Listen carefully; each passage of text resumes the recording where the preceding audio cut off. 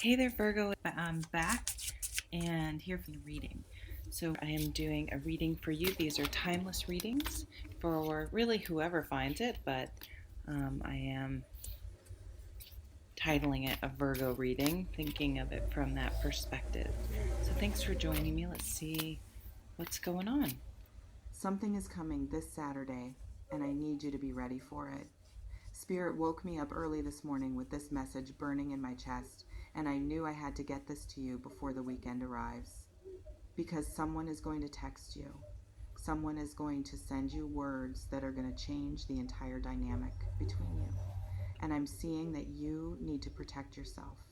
You need to be prepared. You need to know what's really happening beneath the surface. Okay, before we dive deep, if you're feeling this energy, please show your support by liking this video, subscribe to Virgo for more spiritual guidance, and drop a comment letting me know this resonated. Your engagement keeps this channel alive. Thank you for trusting this process. So let me pull the first card to see who this person is that's going to reach out on Saturday. I'm shuffling and okay, the Knight of Cups reversed just came through. And Virgo, when I see the Knight of Cups upside down, I immediately feel this energy of someone who presents as romantic and emotional, but something is off. Look at this knight who should be riding forward with a cup of genuine emotion. But reversed, he's falling backward. The cup is spilling. The white horse is retreating.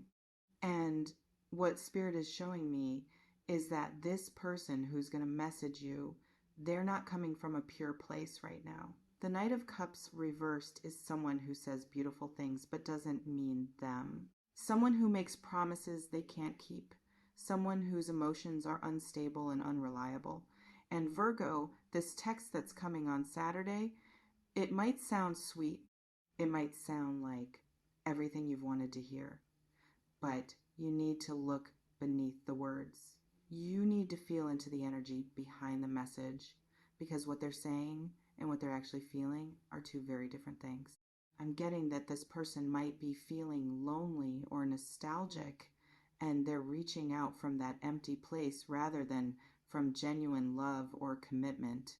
The reversed Knight of Cups often acts impulsively on emotion without thinking about consequences.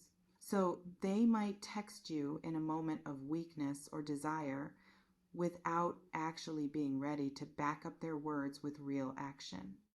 Let me pull what this message is going to say, what energy it's going to carry. And I'm seeing the Two of Cups, but it's coming through with such conflicted energy.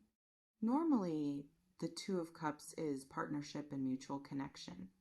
But I'm feeling that this message is going to be about wanting to reconnect, wanting to try again, wanting to explore what you had together. Look at these two figures facing each other with cups raised in union, with the caduceus above them, symbolizing healing and partnership. And Virgo, this person is going to present their message as if they want real partnership with you, as if they're ready for the Two of Cups dynamic. But here's what Spirit wants you to understand. Just because someone offers you a cup doesn't mean it's filled with what you need. Just because someone uses the language of partnership doesn't mean they're actually ready to be a partner. And this Saturday, when that text comes through talking about giving things another chance or exploring the connection or missing what you had, you need to pause before responding.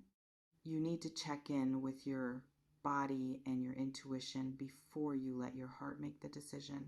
The Two of Cups requires both people to be equally invested, equally available, equally ready. And I'm not seeing that energy here. I'm seeing someone extending a cup that looks full but might actually be empty or filled with confusion rather than clarity. Let me see what they're really feeling beneath this message, what they're not saying. And the Moon card just appeared. And Virgo, this confirms everything. The Moon is illusion, deception, things hidden in shadow. Look at this full moon glowing over a mysterious landscape, with a wolf and dog howling, and a crayfish emerging from murky water, and a path disappearing between two towers into darkness. Everything about this card says things are not what they seem. And what I'm understanding is that this person is operating from their moon energy right now. They're confused about what they actually want. They're living in fantasy rather than reality. They're hiding parts of the truth from you, and maybe even from themselves. The moon represents the subconscious, and I'm seeing that on a subconscious level, this person is afraid. Afraid of being alone, afraid of losing you permanently, afraid of facing themselves. And that fear is what's driving this Saturday text rather than genuine love or commitment. The moon also shows that they haven't been honest with you about something. There are secrets. There are things happening in the shadows that you don't know about. And Virgo, when that message comes through, you might feel that something is off, even if you can't put your finger on what it is. That's your intuition, picking up on the moon energy, on the hidden elements, on the parts of the story they're not telling you. I'm hearing from Spirit that you need to trust your gut over their words this weekend. If something feels unclear or confusing or too good to be true, it probably is. The moon asks you to wait for clarity before making any decisions, to not respond immediately, to give yourself time to see what's really happening. Let me pull what will happen if you respond positively to this message, if you give them what they're asking for. And oh, Virgo, the Seven of Swords appeared, and this is a warning card. Look at this figure, sneaking away from a camp, carrying 5 swords while leaving 2 behind, tiptoeing, looking back over their shoulder. Everything about this energy is deception and betrayal and someone taking what doesn't belong to them. And Spirit is showing me clearly that if you open your heart to this person based on Saturday's message, if you let them back in, if you give them another chance without seeing real change and commitment first, you're going to end up feeling betrayed. The Seven of Swords shows someone who has a hidden agenda, someone who's operating from self-interest, someone who will take what they want and then disappear again. This doesn't mean this person is evil or intentionally cruel, but it means they're not in a place to give you what you deserve. They're moving from their wounded self rather than their healed self. And getting involved with Seven of Swords energy always ends in disappointment because the foundation is dishonest.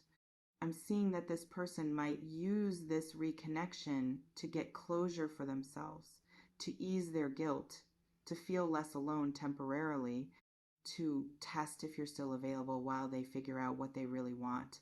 But Virgo, you are not a backup plan. You are not an emotional support system for someone who isn't ready to truly choose you. And the Seven of Swords is Spirit's way of saying protect yourself, guard your heart, don't give access to someone who's still operating in shadow. Let me slow down and pull what you need to do when this message arrives, how Spirit wants you to respond. And the Queen of Swords came through. And Virgo, this is you. This is the energy you need to embody on Saturday.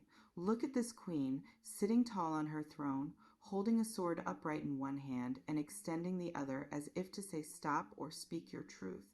Her expression is serious and contemplative. She's someone who's been through pain, who's learned hard lessons, who values truth above all else, who doesn't tolerate games or manipulation. And Spirit is saying you need to be the Queen of Swords when that text comes. You need to think with your head, not just your heart. You need to ask the hard questions. You need to require honesty and clarity before you even consider responding. The Queen of Swords doesn't get swept up in pretty words. She observes patterns. She remembers the past. She protects her peace. This doesn't mean you need to be cold or cruel, but it means you need to be wise. You need to take time before responding. You need to really think about whether this person has shown you through actions, not just words, that they've changed, that they're ready, that they're capable of being the partner you need. And if you can't honestly say yes to those questions, then the Queen of Swords says the answer is no. I'm hearing that you might feel pressure to respond quickly. You might worry that if you don't jump at this opportunity, it will disappear. But Virgo, anything real will wait. Anyone genuinely ready for you will respect your need for time and clarity. And if this person gets upset or withdraws because you need space to think, that tells you everything you need to know about their actual intentions. Let me see what the outcome is if you choose yourself, if you respond from Queen of Swords wisdom rather than desperate hope. And the star just appeared, and oh, Virgo, this is beautiful. The star is hope and healing and renewal. Look at this woman kneeling peacefully by water, pouring from two vessels, with stars shining brilliantly above her. Everything about this card is serene and hopeful and divinely guided. And what Spirit is revealing is that by protecting yourself this Saturday, by not falling for words without substance, by staying in your Queen of Swords power, you're actually opening yourself to your star timeline. You're making space for real love, real partnership, real healing. The star comes after the tower, after destruction, and it says there is still magic ahead. There is still beauty waiting. But you have to be willing to walk away from what's false to receive what's true. The star also represents wishes coming true, but in divine timing, not forced timing. And I'm seeing that if you can resist the temptation of this Saturday message, if you can stay strong in your knowing that you deserve more than confusion and half-truths, the universe is going to bring you something so much better. Someone who doesn't make you question, someone who shows up consistently, someone who matches your energy and your standards. And Virgo, the star woman, is vulnerable. She's naked by the water, but she's safe. She's protected by divine forces. And that's what's available to you when you trust your intuition over someone else's empty promises. You're protected. You're guided. You're being led towards something real, even if you can't see it yet. So here's what you need to remember when Saturday comes. When your phone lights up, when you see their name, when you read words that might sound like everything you wanted to hear, pause, breathe. Remember this reading. Remember the Knight of Cups reversed, showing someone unstable in their emotions. Remember the Moon showing illusion and hidden truths. Remember the Seven of Swords warning you about betrayal. And step into your Queen of Swords energy. You don't owe anyone immediate access to your heart. You don't owe anyone the benefit of the doubt if they haven't earned it through consistent action. You don't have to accept breadcrumbs just because you're hungry for connection. The star is waiting for you, but only if you're brave enough to say no to what's not aligned, to what's not ready, to what's coming from shadow rather than light. So trust yourself, Virgo. Trust your intuition. Trust that if something feels off, it probably is. And know that by protecting your energy this weekend, you're actually calling in your highest good.